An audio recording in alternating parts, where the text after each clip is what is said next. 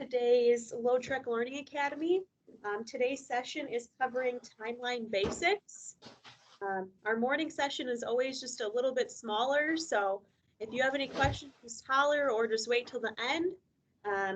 But this is going to be just a brief overview of timeline. We will do a later session on more in-depth stuff about timeline, but we know timeline can be a little bit scary sometimes for new users, so just wanted to give a brief overview. So I'm going to go ahead and share my screen.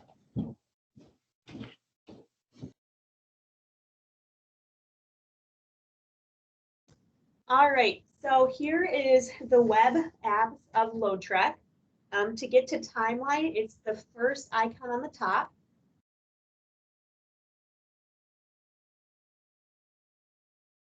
For companies that are larger size, this filter, it's going to automatically open to the filter and sorting. So for the companies that are larger in size, definitely recommend using this.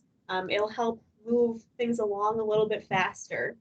So this top box here is your main filter. So similar to what you see in client, this is like your tree options. So you can select load status of what you want to see if you only wanted to see routes that are unassigned. So similar to in client, it just gives you the different options, and then the colors match to what you're going to see once you hit apply.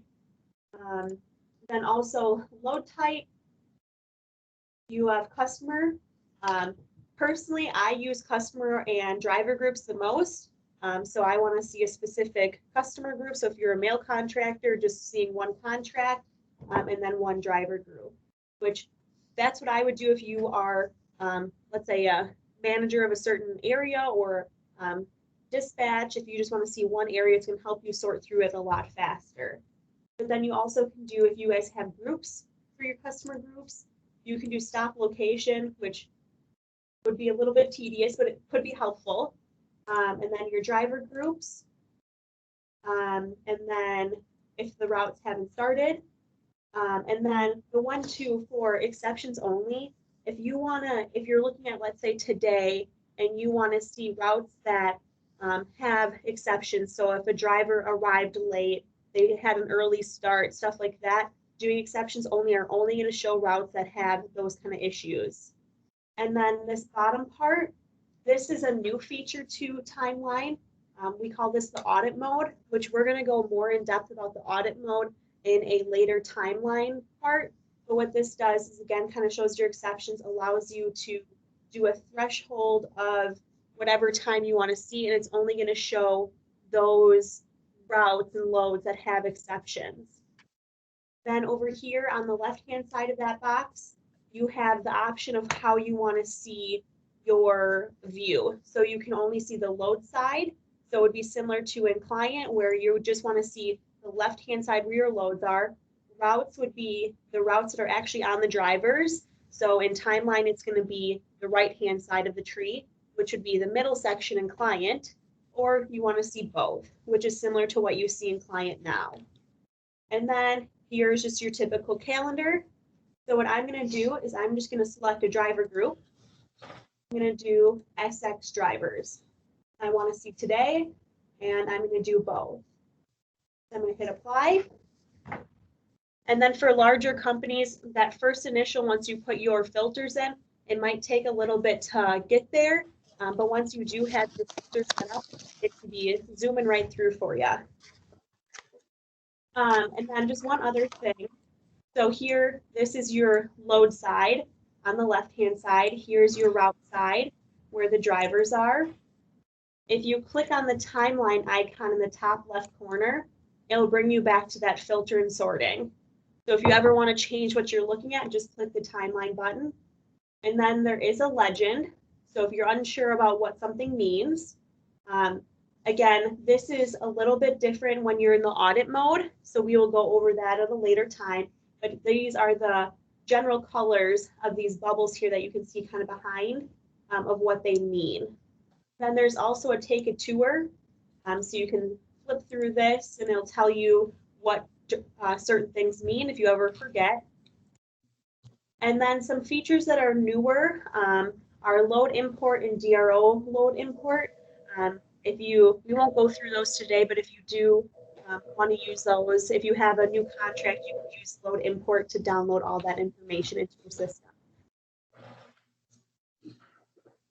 And then just to get out of it, I clicked the timeline button again. So when we're looking at this tree, we see here on the right-hand side is our routes on our drivers. So we see the drivers' names here at the bottom of the screen. And we have our Sheehy. This is the load on him, or the route on him. We can then click all of these stops here. We see Truck Country to Forks, that's a stop. In the middle is that time that it takes for him to get to the next stop. So blue would mean completed, yellow means that it's in progress, and then green means that that is assigned to him but not completed yet. To actually open up the route, you can just click on any stop, and it'll give you more information. So the driver's name, the route number, up here it shows if that route was checked. So if you're looking at days in the future, you can see if that driver has checked their route or not. And then where he's starting, ending, his times, and then the exact times of the route. White is a soft time and black is a hard time. So here we have the planned. So we wanted this driver to start at 4 o'clock. And then up here, these are just soft times of what we didn't choose for. It's what the software had decided.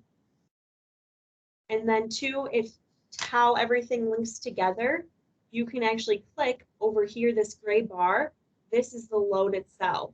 So if I click on it, it's going to open up the load on the left-hand side. And it'll give you more information, or the same information, but if you had multiple loads on a driver, you could open those up then. And also, there's this map icon. If we click that, it will open up a map and show exactly all the stops, the flags for the driver, and where that driver's at. So we see that the driver starts here, was his first stop, and then he's making a big loop. And then we can see currently he's kind of in the Green Bay area where the green arrow is. And you also can zoom in with the plus and minus, and you can change it to satellite if you would want.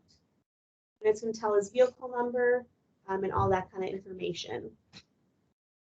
Then just to click out of it, you can click anywhere on the screen. So that's just kind of a brief overview of that. Another thing too would be the different views of how you want to see the timeline. So I personally like seeing it like this, and you can even click the arrows here in the middle, and it will minimize it so you can see more. This blue line right here is the current time. So we can see that our driver right here, Brett Moon, he is supposed to be at the Amazon in Joliet, but he's currently not there. Then two, up here in the top right corner, you have the different views. So I'm currently in the dispatch view. You can go to list and see this. So here's your different drivers. These are the loads on them. And then down here we have our drivers. If you just see the gray with nothing underneath, that means that they're not assigned anything for the day. And then again, you see the checked. That means that the drivers had checked those routes on either the phone app or on the computer or whatever. You also would see if a driver didn't check their route, it would have not checked or rejected and stuff like that. You also can have an overview, which is just going to have everything really condensed. And then you can still do the same thing of clicking on the routes. So I personally like using the dispatch view, and then you also can change your dates by clicking up here and changing the date. You don't have to go back into the filter.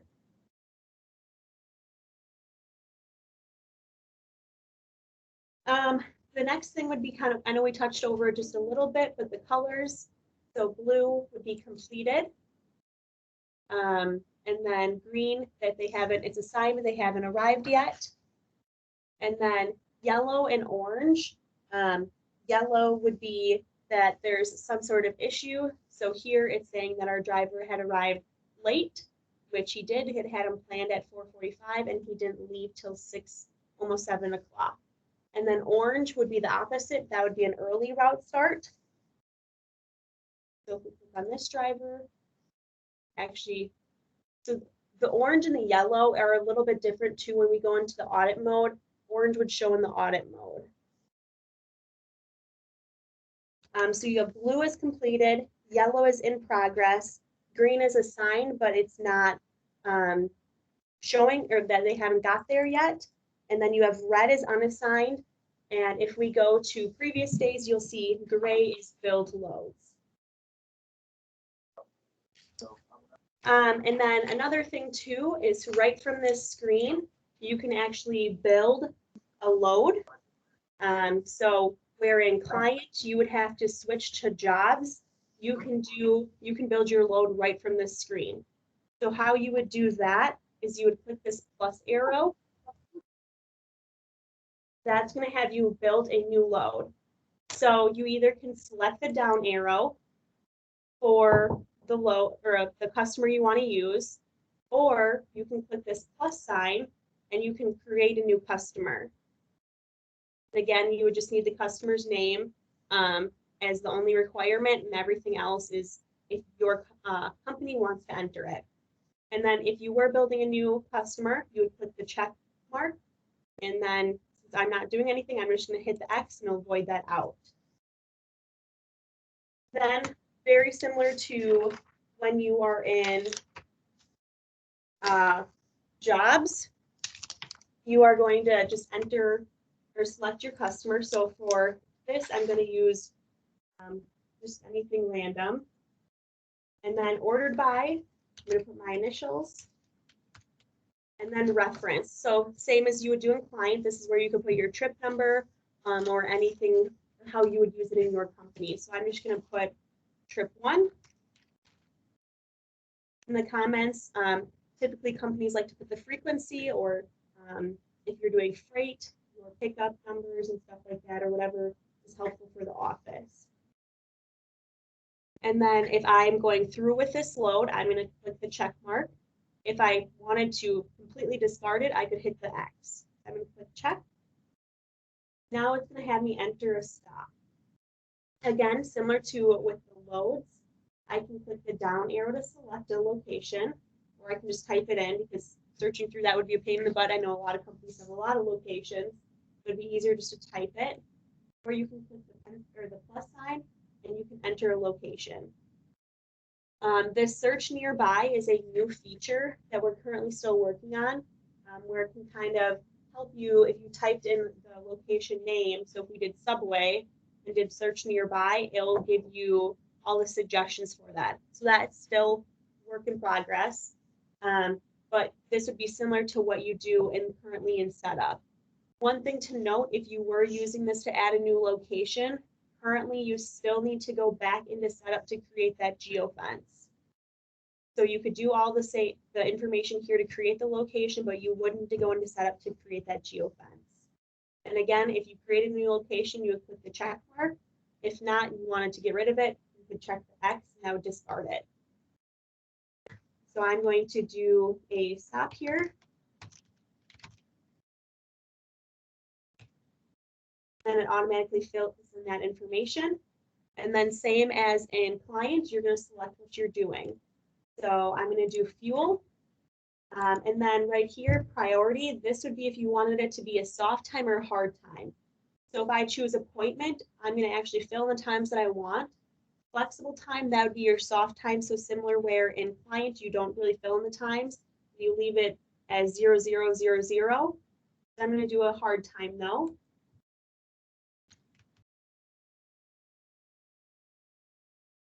And it would be the same as in client where if I didn't enter an end time, it would just default it to 30 minutes.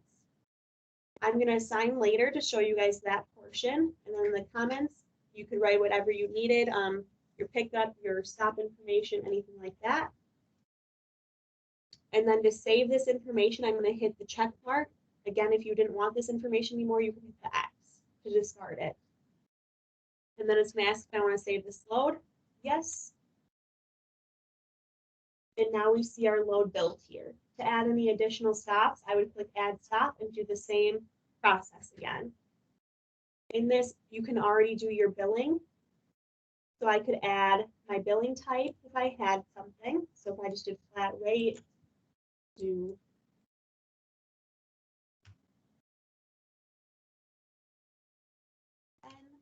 let's say I did 50 cents. And then you would save that. To assign a driver, I could have done it in the stop, but I'm just going to show you guys here. I either can click up here or in this sidebar where it says no driver. And then you can type in here. I can erase all this and type in, or I can select the down arrow. So I'm going to assign this load to myself, and then click the check mark to save that change. And now it says it's assigned. So before it was red because it's unassigned, and now it's green because it is assigned, but hasn't happened yet. So this would be the part where in client, where you drag the load to the driver in the route section. Here, you would need to still assign the origin and destination to the route. So what I'm going to do is I'm going to exit out of that by clicking anywhere on the screen. And then I'm going to refresh. And I now need to go to a different driver group to find myself. I'm going to go to the filter, and then I'm going to go to test drivers. Apply. Here's that stop. Here's my name down here, B. Peters. I can click on the one stop. So right now we just see the stop for the Marshall Quick Trip. To add an origin and destination, it just defaulted here, which isn't correct. I'm going to click the pencil, and I'm going to select a start location. So I backspace that out.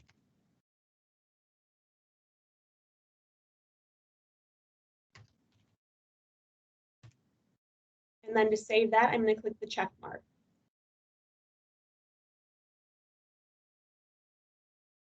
So now we will see we have the O for origin, the first stop, and then D for destination.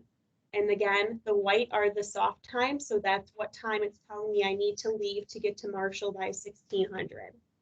And then if you did want to change these, you could put the pencil, and I could change times and stuff like that, but that would be for the actual arrivals.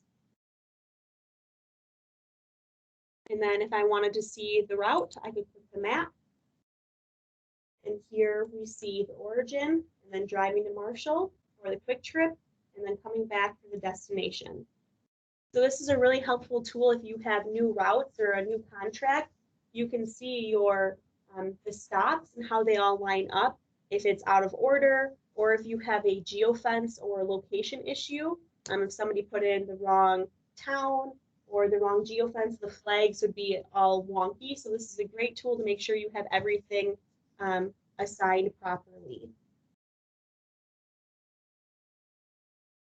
So for now, that's all we have to go over timeline.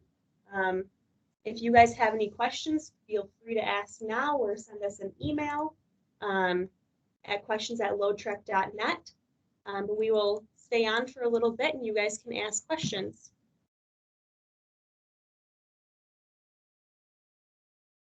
And if you do have any questions, just unmute yourself or put something in the chat box.